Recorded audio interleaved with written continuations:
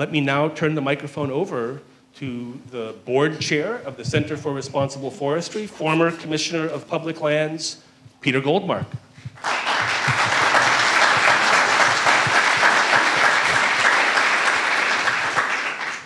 Thank you, Eric, and thank you all for attending this afternoon's first ever Center for Responsible Forestry Summit. I also want to give my thanks to the Squaxin Island tribe for their wisdom and generosity. I have greatly benefited from their friendship. Legacy forests on state lands are the topic here today and indeed across Western Washington and on the Olympic Peninsula. They are a new paradigm, they're a new thought, they're a new hope, they're a new hope for the future. So I was going to talk a little bit about what legacy forests are, but Eric did such a great job. I'm going to just add a few amendments. One thing that's very important to remember that is not often stressed is that all the forests that are on state trust lands are owned by the people of the state of Washington. DNR does not own them. DNR manages them on behalf of the people. And too often the line gets blurred, but it's really important to remember. The other thing I want to say is a little add-on to what Eric said, and that is the way to really understand legacy forests is to get out in them, is to walk in these big trees. And I had the benefit of walking in the smuggler sale, which was due for sale and actually was sold by DNR a little over 2 years ago. But then there was a tour that included a certain person from the Seattle Times, and a certain article was written as a result of that. And because of that tour, and because of that publicity around the amazing quality of these trees that were going to be cut for plywood, the Commissioner of Public Lands finally did the right thing and pulled most of that sale because there was just too much heat for her to stand not doing that. Bear in mind, folks, that sale had been sold and the money had been delivered to DNR. So the authority and the power, which I too am familiar with, of the Commissioner of Public Lands is significant. And we really need to help convince this person, Hillary France, to pull back from cutting legacy forests. So today we will discuss why these forests are of vital importance and why they must be protected from logging. But first, a news flash.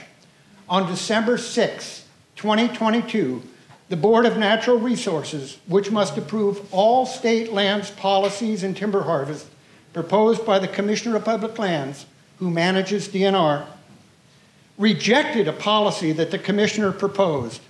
This policy change, championed by the timber industry, would have cost the taxpayers $32 million and required the forests on trust lands be more intensively logged. This was truly a historic event.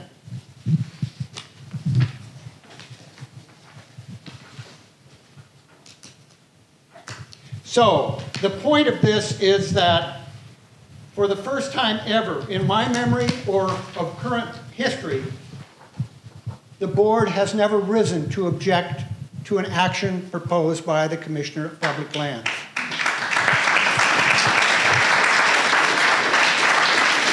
And it's historic because the board is composed of trust beneficiaries, those who seek to earn money from the sale of timber.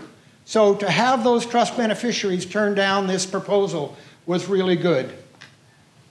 So moving on then, the Center for Responsible Forestry, founded by Stephen Knopp, who sits behind me, is a small grassroots organization whose mission is to protect these legacy forests from logging. The Department of Natural Resources, which I once managed, appears to have the unfortunate policy of logging these precious forests at a rapid rate. Our goal, as I said earlier, is to convince DNR and the Board of Natural Resources to protect these valuable forests for their many benefits to the people of the state of Washington.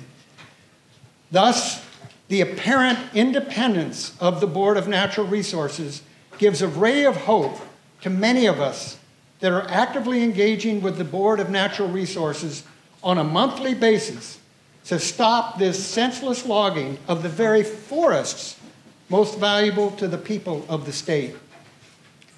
A brief look at history reveals the fact that the timber industry has always opposed any change to DNR policy that might reduce logging. This harkens back to 1946, when the industry appealed the first ever regulation that would simply have required logging companies on private and public land to replant. This action was taken by the State Division of Forestry, a precursor to DNR, and appealed all the way to the US Supreme Court, where the appeal was denied. It is always thus important to realize that Washington State trust lands are owned by the people of the state, as I said earlier, and are not the property of the timber industry, despite the fact that the timber industry acts most of the time as if they own it. Any reduction in logging of legacy forests can easily be replaced by DNR focusing on the logging of tree plantations on state lands that are in abundance. Further, the often spread falsehood that this would affect the supply of lumber is ridiculous. State trust land harvests produce only 15% to 20% of the state log supply, with almost 75% of that supply produced on private and industrial forest lands. Most of the logs produced on private lands are exported overseas, and thus the idea that any reduction on state trust lands would reduce the lumber supply is a falsehood, if not a lie. Further, the log supply in Washington is a very dynamic commodity with import and exports flowing in many directions. There will never be, in foreseeable future, a shortage of logs for milling in this state or region. Thus, as history shows, for over 75 years, the state of Washington has taken important steps to protect the public resources, i.e. water, wildlife and fish, and the public from the negative impacts of logging. Today, we are in the midst of a new threat from the impacts of climate change, which threaten our life as we know it. And the State Forest Agency, DNR, should and must respond by protecting the old legacy forests that are rapidly and reliably storing carbon at a similar rate to the Amazon rainforests.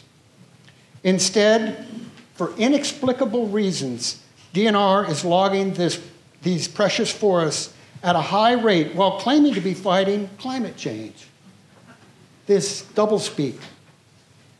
It is true that DNR leadership is currently struggling to start a pilot carbon project involving state forests, but only at a small scale, while destroying the very forest most valuable for this very purpose.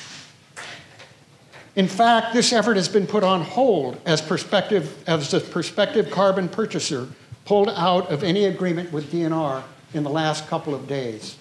So that pilot is in trouble. The people of our state need a coherent forest carbon policy that protects those true legacy forests that could assist in meeting the governor's goal of meeting carbon neutrality by 2050. In closing, I would gently remind everyone that we should respect and follow tribal wisdom, which is simply put, think back 7 generations with respect and reverence for those that brought us here. And think forward 7 generations for how future generations would benefit from our actions now. Thank you.